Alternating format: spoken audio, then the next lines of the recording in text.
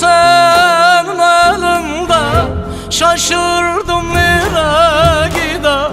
Gönül senin elinden şaşırdım nereye gider. İllerde güzel çoktur, vermezlerse beni de. İllerde güzel çoktur, vermezlerse beni de. Gel gönül uslan gönül, zulmetme bana gönül. Ey gönül deli gönül, zulmetme bana gönül.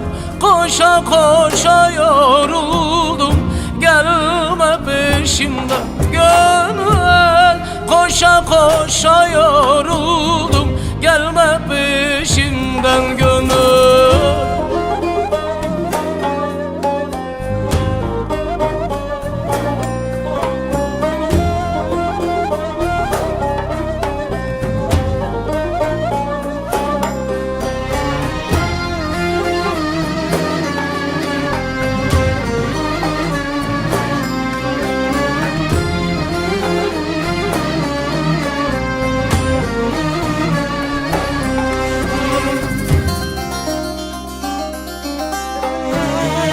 Yazı yazdım karasız, derde düştüm çarasız.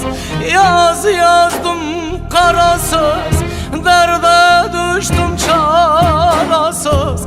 Ben düştüm bir ateşe, siz düşmeyin yanarsız. Ben düştüm ateşlara, siz düşmeyin yanarsız. Gel gönül uslan gönül, zulmetme bana gönül. Ey gönül deli gönül, zulmetme bana gönül. Koşa koşa yoruldum, gelme peşimden gönül. Koşa koşa yoruldum, gelme peşimden gönül.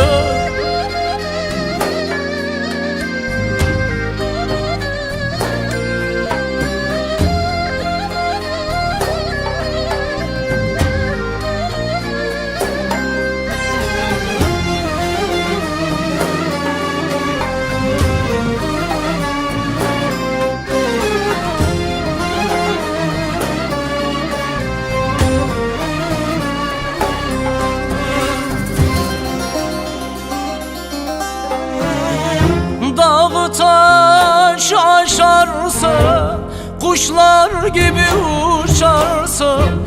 Dağı taş aşarsın, kuşlar gibi uçarsın.